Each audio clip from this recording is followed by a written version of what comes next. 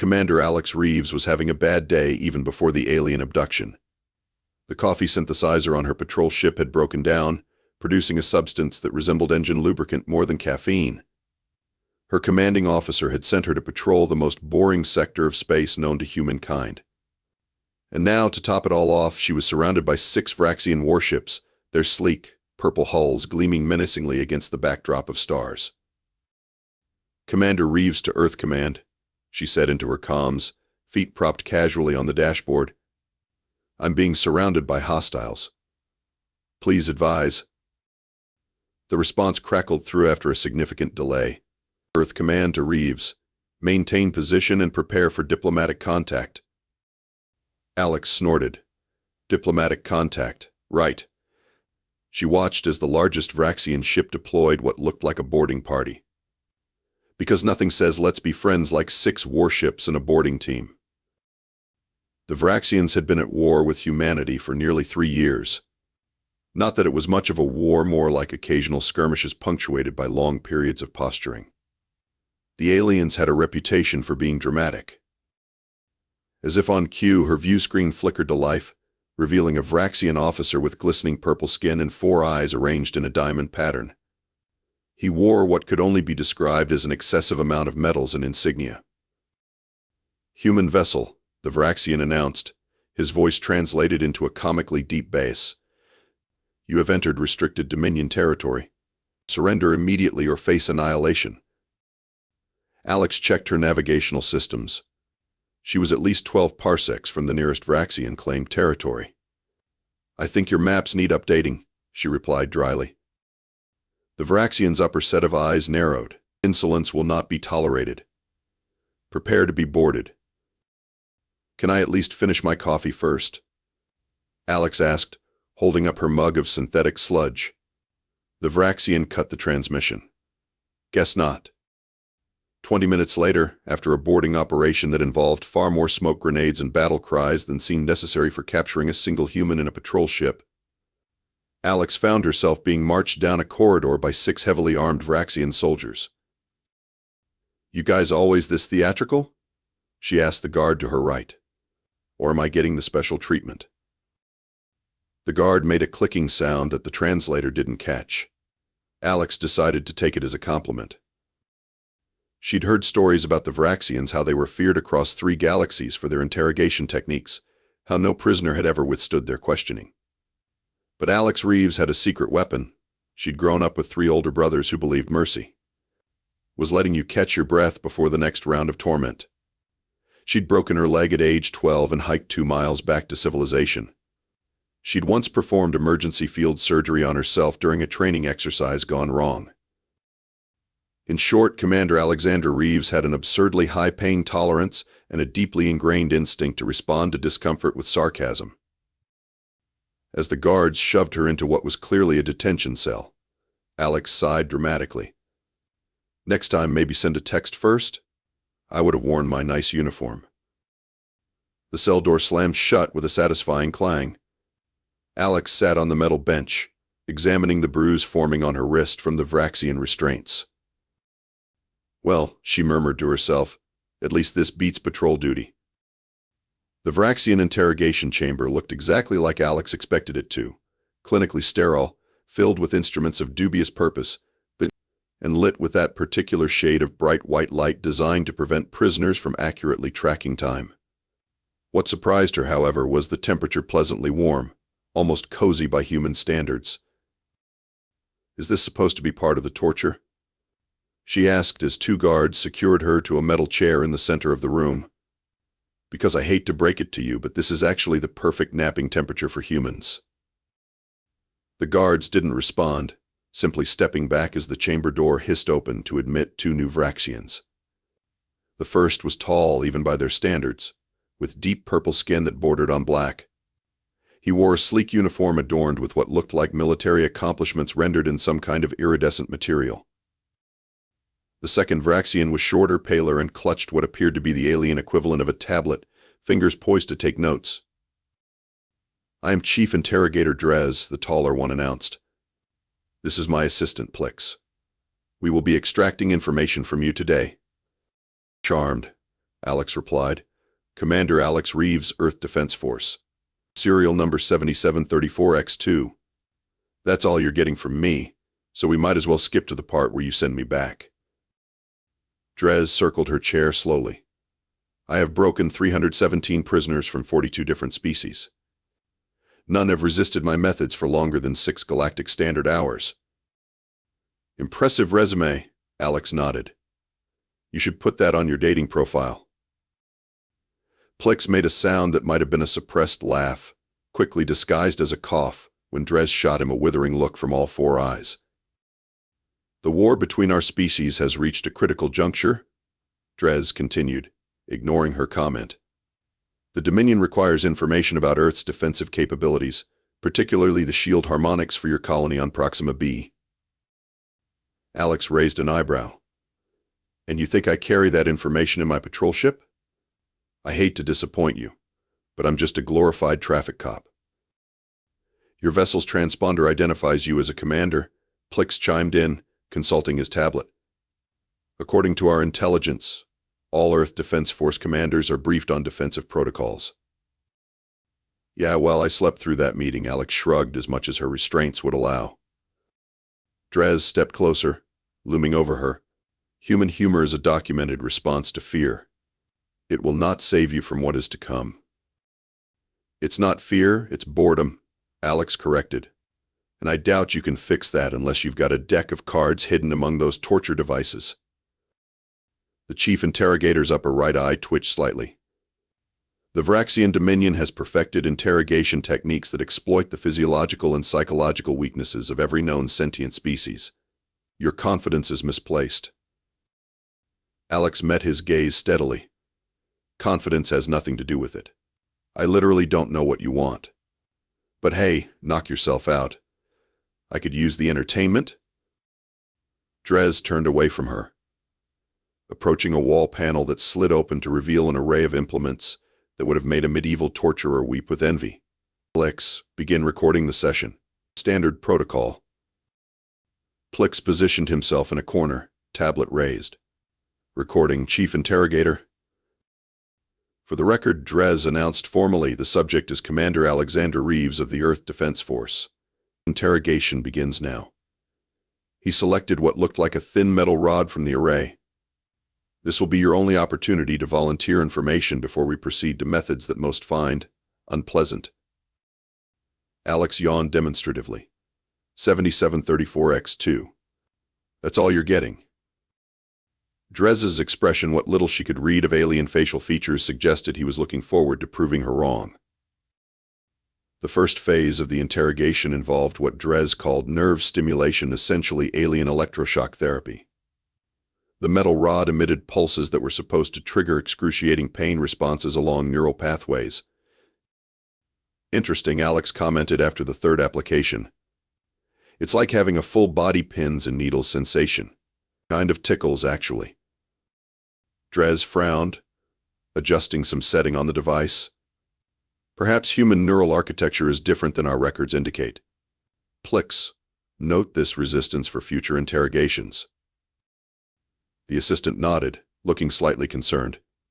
Should we proceed to thermal modulation? Yes, Dres replied, returning the rod to its place and retrieving what looked like a small metallic disc. This device will alternately superheat and flash freeze the skin at contacts. Most species find the rapid temperature shifts unbearable. Alex watched with mild interest as he placed the disc against her forearm. Almost immediately she felt intense cold followed by searing heat, cycling every few seconds. That's actually not bad, she said after a minute. Humans do something similar in saunas. We call it contrast therapy. Dres's 4 eyes blinked in sequence, a sign of frustration according to the cultural briefings Alex had attended. Increase to maximum intensity, he ordered. The sensation ramped up, becoming genuinely uncomfortable but nowhere near unbearable. Alex had once spilled boiling coffee on herself while simultaneously getting frostbite during an EVA mission gone wrong. This was comparative luxury. Is it supposed to hurt more than this? She asked after 5 minutes. Because I'm starting to think your maximum intensity might need recalibrating. Plix was frantically consulting his tablet. Chief Interrogator, our biological data on humans may be flawed. Their temperature tolerance range appears to be significantly broader than recorded. Humans evolved on a planet with extreme climate variations, Alex offered helpfully. I once vacationed in a place that hit 120 degrees during the day and dropped below freezing at night. We call it camping and do it for fun. Dres yanked the disc away, his skin darkening with what appeared to be the Vraxian equivalent of a flush. Chemical approach, he snapped, reaching for a hypodermic device. Ooh, drugs, Alex said. Now we're talking. What's this one do? Hallucinogens. Truth serum? Because I should warn you, I had a wild college phase that probably built up my tolerance. This compound targets pain receptors directly, Dres explained, pressing the device against her neck. It amplifies discomfort by a factor of 10. Alex felt the cold rush of whatever alien chemical was entering her bloodstream. A tingling sensation spread through her body, followed by a generalized ache that was roughly equivalent to how she felt after a hard workout. "Ha," she said, rolling her shoulders experimentally. "Feels like I moved furniture all day. Is it supposed to get worse, or is this the peak effect?" Dres stared at her, all four eyes wide. "This is impossible. This compound has reduced Chronaxian warriors, a species known for their battle prowess, to sobbing wrecks." "Maybe I'm immune?" Alex suggested. "Or maybe your drug is expired. Does alien truth serum have a shelf life?" Plix was looking increasingly alarmed. "Chief Interrogator, perhaps we should consult the biological archives for alternative approaches." Dres slammed a four-fingered hand against the wall panel. "No, the human is simply employing psychological resistance techniques. We will break through. Lane will break through." He returned to the array of torture implements and selected what looked like an elaborate metal helmet with various protrusions and glowing indicators. This device stimulates the fear center of the brain, while simultaneously blocking endorphin production. "Stylish," Alex commented as he lowered it onto her head. "Does it come in red? I think that would really bring out my eyes." As the device activated, Alex felt a peculiar sensation washing over her, a heightened awareness, increased heart rate, and a vague sense of unease.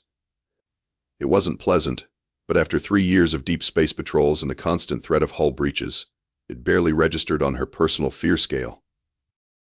"I think your machine might be broken," she said after several minutes. "Or maybe humans are wired differently? This feels like I've had 2 cups of coffee too many." For the first time, a flicker of genuine worry crossed Dres's face. He turned to Plix and spoke rapid Vraxian that her translator couldn't catch. Plix responded in equally quick alien language, gesturing emphatically at his tablet screen. "Is something wrong?" Alex asked innocently. "You two look concerned." "Silence, human." Dres snapped, but there was a new undertone to his voice, something that sounded suspiciously like confusion. "Bring the sensory manipulator," Dres ordered, his voice tight with barely controlled frustration.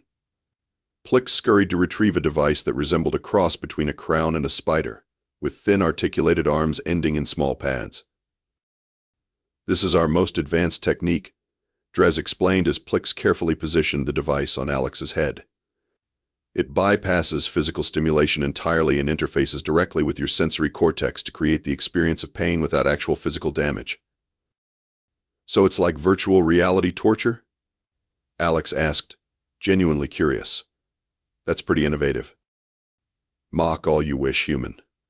No being has ever maintained composure beyond level 3. We will start at level 1 and increase gradually." As the device activated, Alex felt a strange pressure behind her eyes, followed by a sensation comparable to a mild headache. "Is it working?" "I feel something, but it's more annoying than painful." Dres increased the setting to level 2 with a sharp gesture. The pressure intensified, becoming similar to the sinus pain of a bad cold. Alex wrinkled her nose. "Getting warmer," she admitted. "Kind of like having a head cold while someone plays loud bagpipes nearby." Level 3 brought a sensation comparable to a migraine, definitely uncomfortable, but hardly unbearable. Alex had once flown a shuttle with a concussion and 3 cracked ribs. This was amateur hour by comparison. Level 4, Dres announced grimly. The pain sharpened, becoming a genuine discomfort that made Alex wince. Okay, I'll give you this one that's not pleasant. About a 7 out of 10 on the human pain scale. 7? Plix blurted, breaking protocol. Most species rate level 4 as beyond tolerable.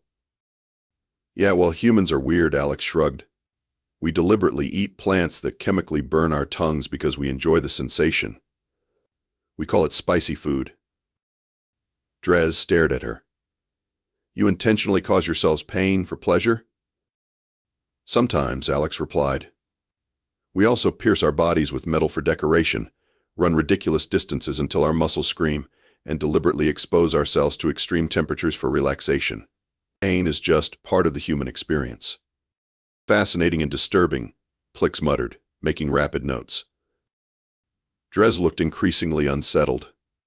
Level 5, he commanded, a note of desperation in his voice. The pain ratcheted up significantly, becoming genuinely severe. Alex gritted her teeth but maintained her composure. Okay, that's getting serious. Solid 9 out of 10. But you know what's funny? This isn't even the worst pain I've experienced this year. I had a dental abscess in February that makes this feel like a massage. Dental? Abscess? Plix asked hesitantly. Infection in the root of a tooth. Alex explained through clenched teeth. The pressure builds up in a confined space with tons of nerve endings. Absolute agony. But you know what humans do? We take some mild painkillers and go to work anyway. Dres and Plix exchanged looks of growing horror. Perhaps, Alex suggested as sweat beaded on her forehead, you should try psychological torture instead? Physical pain clearly isn't your winning strategy here. She's coaching us on how to torture her more effectively, Plix whispered, sounding disturbed. Dres shut off the device abruptly. Explain human pain tolerance, he demanded. How are you resisting? Alex exhaled slowly as the pain subsided. It's not resistance.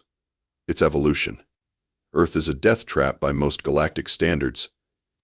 We evolved in an environment where nearly everything could kill us: weather, animals, geography, even the foods we eat. Humans who couldn't function through pain didn't survive to reproduce. But surely there are limits, Dres insisted. Oh, absolutely, Alex nodded. But they're probably not where you think they are. Look, I'm not even a particularly tough human. There are people back home who do ultramarathons running hundreds of miles across deserts or mountains, destroying their bodies for fun and bragging rights. For fun? Plix's voice had risen several octaves. Humans have entire entertainment genres centered around deliberately frightening ourselves, Alex continued. We call it horror. We pay money to experience fear and discomfort. Dres stepped back, regarding her with what appeared to be growing apprehension. What manner of species takes pleasure in their own suffering? The kind that survived everything our planet could throw at us, Alex answered simply. There was a long silence as Dres and Plix absorbed this information. Alex decided to press her advantage. You know what's really interesting about humans? She began conversationally. Our healing capabilities. We're not particularly fast healers compared to some species, but we just keep going. Bones knit, skin scars over. I've broken 14 bones in my lifetime. That's where the skeleton fractures. She added helpfully when Plix looked confused. We're aware of skeletal structures, Dres said stiffly. Right, but did you know human bones can actually end up stronger at the fracture site after healing? Or that we can lose entire organs and adapt to function without them? I'm missing my appendix, my tonsils, and have only one kidney. Still works fine. Plix's skin had paled several shades. You've had multiple organs removed? Routine procedures, Alex shrugged. The appendix is particularly useless. It can randomly become infected and explode inside you. When that happens, we just cut it out and keep going. Your organs explode? Dres's voice had taken on a strangled quality. Sometimes. Oh, and human females shed the lining of an internal organ monthly, often with significant pain and bleeding, then grow it back for decades. Plix made a sound like a deflating balloon and clutched his tablet like a shield. That's nothing compared to childbirth, Alex continued cheerfully. Humans reproduce through a process that regularly tore us apart before modern medicine. The infant's head is proportionally too large for the birth canal, so something has to give, usually via tearing or surgical cutting. Dres had backed up until he hit the wall. Why are you telling us this? You wanted information about humans. Alex smiled, a predatory expression she'd practiced in the mirror. I'm giving you the biological basics. Should I continue to our history? It's largely a chronicle of humans inflicting on each other tortures your people couldn't imagine. That won't be necessary, Dres said hastily. Are you sure? I haven't even gotten to the really interesting parts, like how we survived multiple near-extinction events, or how we deliberately infect ourselves with weakened pathogens to train our immune systems. Plix made a retching sound. You deliberately expose yourselves to disease? We call it vaccination, Alex nodded. Standard procedure for children. Speaking of children, human young are remarkably resilient too. I once watched my nephew fall off a roof, break his arm, and ask if he could go back to playing after the cast was put on. Dres reached for his communication device with shaking hands. Central Command. This is Chief Interrogator Dres. Request immediate consultation regarding human prisoner. The response came through on speaker. State the nature of your consultation, Chief Interrogator. The human is not responding to standard protocols, Dres reported, his voice unsteady. Subject appears to experience pain at significantly reduced levels and displays no fear response to conventional methods. There was a pause before the response. Have you attempted neurological stimulation? Doris affirmative. Subject described it as ticklish. Another, longer pause. Biochemical agents? Compared the effects to moving furniture and suggested our compounds might be expired. Alex couldn't suppress a snort of laughter, which caused both Vraxians to flinch. Chief Interrogator. The voice from Central Command had taken on a note of concern. Are you requesting permission to proceed to terminal interrogation protocols? Before Dres could answer, Alex spoke up loudly. I'd reconsider that if I were you. Humans who believe they're facing death often become even more resistant. We have a saying, what doesn't kill you makes you stronger. Literally, our response to surviving trauma is to become more resilient. The communication device slipped from Dres's fingers, clattering to the floor. The human is psychologically torturing us, he whispered. Not intentionally, Alex corrected. I'm just explaining basic human biology and psychology. Though if I were trying to torture you psychologically, I might describe in detail how humans sometimes perform self-surgery in survival situations, or how we occasionally remain conscious during traumatic amputations due to adrenaline. Stop, Plix cried, dropping his tablet with a clatter. Please, no more. The voice from the fallen communication device spoke again. Chief Interrogator, report your status immediately. Dres seemed incapable of speech, staring at Alex as though she had transformed into something monstrous before his eyes. Hi there, Central Command, Alex called out cheerfully. This is Commander Reeves. Your interrogators seem to be experiencing some technical difficulties. Perhaps we could discuss terms of my release? I promise not to share any more human medical anecdotes if you let me go. Let me get this straight, Admiral Thorne said, leaning forward across his desk at Earth Command headquarters. You escaped from the Vraxians' most secure detention facility because you traumatized their interrogators with biology lessons? Alex shrugged. Apparently, Vraxians have extremely sensitive physiological responses to descriptions of trauma. By the time I'd finished explaining human childbirth, Chief Interrogator Dres was practically catatonic. The Admiral shook his head in disbelief. And they just let you go? Not only that, they provided an escort back to neutral space and transmitted a formal request for peace negotiations, Alex confirmed, sliding a data chip across the desk. Their only condition was that I never personally participate in the diplomatic talks. Unbelievable, the Admiral murmured, examining the chip. 3 years of war ended because one Vraxian learned about dental abscesses. And menstruation, Alex added helpfully. That really seemed to upset them. Admiral Thorne pinched the bridge of his nose. I've been negotiating with their military command for 6 hours since your return. They're insisting on adding a biological disclosure clause to any treaty specifically prohibiting detailed discussions of human physiology without prior written consent. That seems reasonable, Alex nodded seriously. I didn't even get to parasites or prion diseases. Imagine their reaction to learning about brain-eating amoebias. Commander Reeves, the Admiral said with exaggerated patience, please don't derail peace talks by mentioning brain-eating anything. I beg you. No promises, sir. 2 months later, the formal peace treaty between Earth and the Vraxian Dominion was signed. Among its more unusual provisions was the establishment of a biological information exchange program with strict protocols for the gradual introduction of species-specific medical knowledge.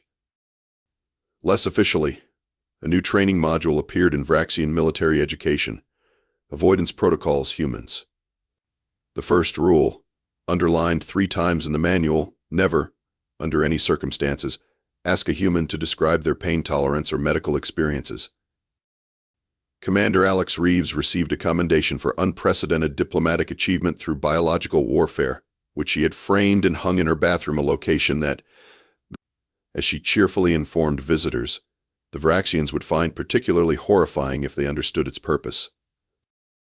The final report on the incident, filed in both human and Vraxian classified archives, ended with the same observation.